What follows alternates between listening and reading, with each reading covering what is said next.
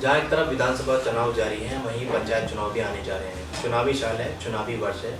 ऐसे ही शख्स हमारे बीच मौजूद हैं जो ग्राम असोड़ा से जिला पंचायत के वार्ड नंबर 9 से आज़ाद समाज पार्टी के प्रत्याशी हैं हाजी शादाब चौधरी।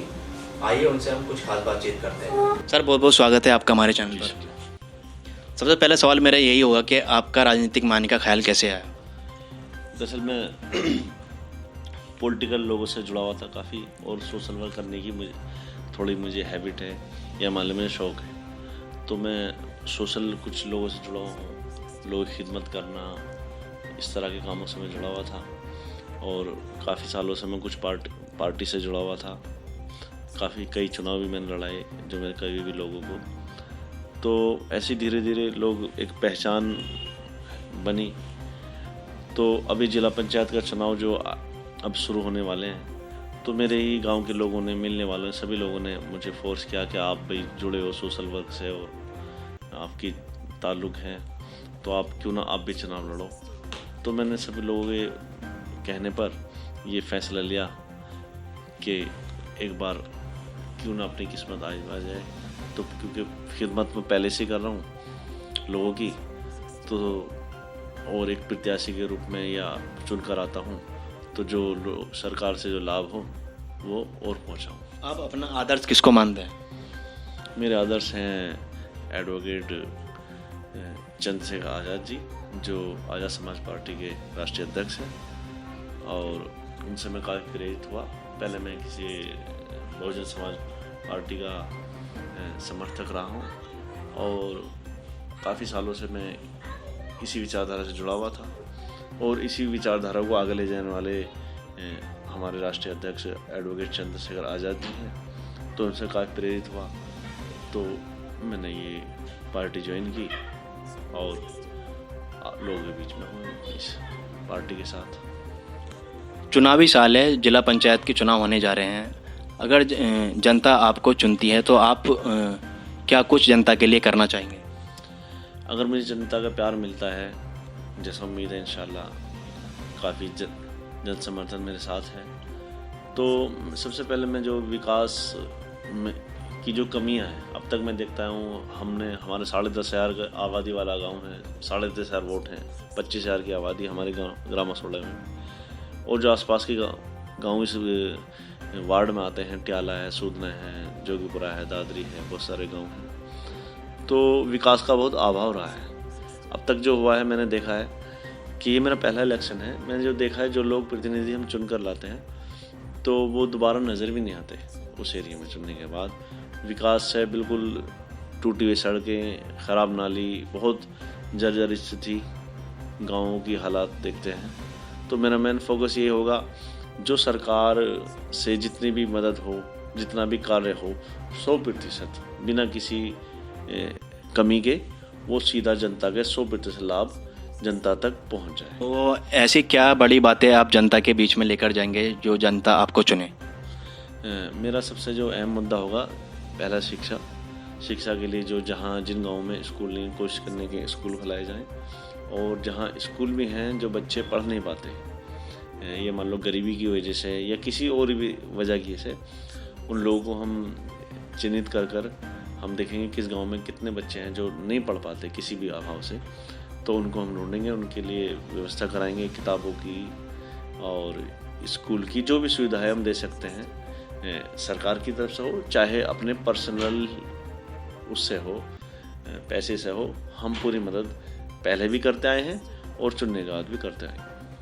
कहते हैं देश युवा से बनता है। अगर आपको युवा चुनते हैं, जनता जनार्दन आपको चुनती है, तो आप युवाओं के लिए क्या करना चाहेंगे? युवाओं को मैं सबसे पहले युवाओं से एक मैसेज देना चाहूँगा कि शिक्षा पर ध्यान दें। शिक्षा ही ऐसा माध्यम है जिससे आपको कोई नहीं रोक सकता आगे बढ़ने से। और दूसरा ये है कि भाई जितना रोज़गार हो सके हम कोशिश करेंगे कि रोज़गार किसी भी रूप में हो, हम जो दे सकते हैं अपने पर्सन उससे या सरकार के से ला सकते हैं, पूरी कोशिश करेंगे। पंचायत चुनाव के सदस्य बनने के बाद आप गाँवों के लिए, जो पंचायत चुनाव में आते हैं, उन गाँवों के लिए और असोड़ा गाँव के लिए आप क्या करना चाहेंगे? देखिए, चाहे मेरा गांव असोड़ा हो या कोई भी गांव मेरे वार्ड से, वो सब मेरे लिए समान है। मेरा उद्देश्य और मेरा यही होगा कि सब गांव में जहां जो विकास के कार्य अभी तक नहीं हुए, गाँव की सड़कों की हालत ख़राब है, मुख्य मार्ग भी नहीं है। खास तो देख हमारे गाँव की देख लो,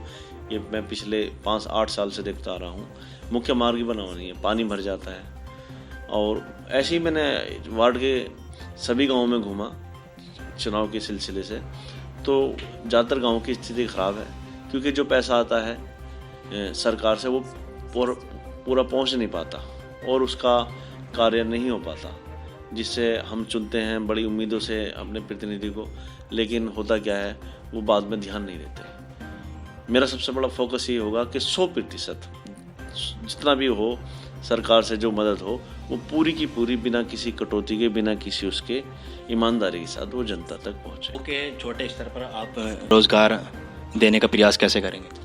देखिए, पीछे हमारा देश क्या पूरी दुनिया लॉकडाउन की स्थिति से जूझ रहा था। लोग मजदूरी चली गई, लोगों की नौकरियां चली गई, लोग खाने पीने से मोहताज हो गए। तो उस दौरान जब लोग अपने घरों में थे अंदर, हमने उस वक्त भी ज़रूरतमंदों को ढूंढ कर, जिन लोगों में खाने की चीज़ें नहीं थी, मैं हूँ और मेरे काफ़ी दोस्त हैं जो इस चीज़ से जुड़े हैं, और हमने सबने मिलकर जितना हो सका हमने लोगों को खाने, राहत सामग्री या खाना, जो जिस तरह की जो सुविधा है हमने पूरी देने की कोशिश की, जितना हमसे हो सका हमने की। और हम अगर जनता अगर चुनकर लाती है तो हम अपने पर्सनल उससे तो वो जारी रखेंगे, बाकी ज़्यादा से ज़्यादा जनता को लाभ पहुँचाने की कोशिश करेंगे। जैसे कोरोना काल चल रहा है और इसके बीच में आप जनता को क्या कुछ मैसेज देना चाहेंगे, और या आप जनता के बीच में जाते हैं, मास्क वगैरह, सैनिटाइज़र वगैरह, क्या आप उनको देते हैं, या फिर आपके चाहने वाले हैं क्या उनको आप ख्याल रखने के लिए बोलते हैं? तो ऐसा कुछ आप जनता के लिए कुछ मैसेज देना चाहेंगे? देखिए, कोरोना काल चल रहा है, हमें जनता को जागरूक करना होगा, और जो सरकार ने जो गाइडलाइन दी हैं चुनाव के लिए या आम जीवन के लिए, हमें उनका सख्ती से पालन करना चाहिए। हमें सरकार को सहयोग करना चाहिए, और इस बीमारी में सोशल डिस्टेंस के हिसाब से हमें चुनाव को भी अपना ध्यान में रखकर ज़्यादा भीड़ इकट्ठी ना हो। जो सरकार गाइडलाइन है उनके मुताबिक हमें काम करना चाहिए, और जो अपने वारी आए, नंबर आए आपका, जो कोविड का जो टीका है उसको लगवाएं। और ख़ास तौर से कोई भी इस चुनाव में कोई भी ये हो कि हमारा आपसी भाईचारा ख़राब ना हो, उसका ख़ास तौर से ख्याल रखना है हम लोगों को, और अपना प्यार ख़राब ना हो, और सरकार जो भी गाइडलाइन हो उसी के मुताबिक हमें काम करना चाहिए, और सोशल डिस्टेंस और मास्क का प्रयोग। देखो, और दूसरी सबसे बड़ी चीज़ है चुनाव में जिसके मैं सख्त खिलाफ हूँ, जो सख्त ये है कि जो ये लोग शराब बांटते हैं, मैं इसके सख्त खिलाफ हूँ। ये बिल्कुल नहीं होना चाहिए चुनाव में, इससे घर खराब होते हैं और लोगों की बर्बादी होती है।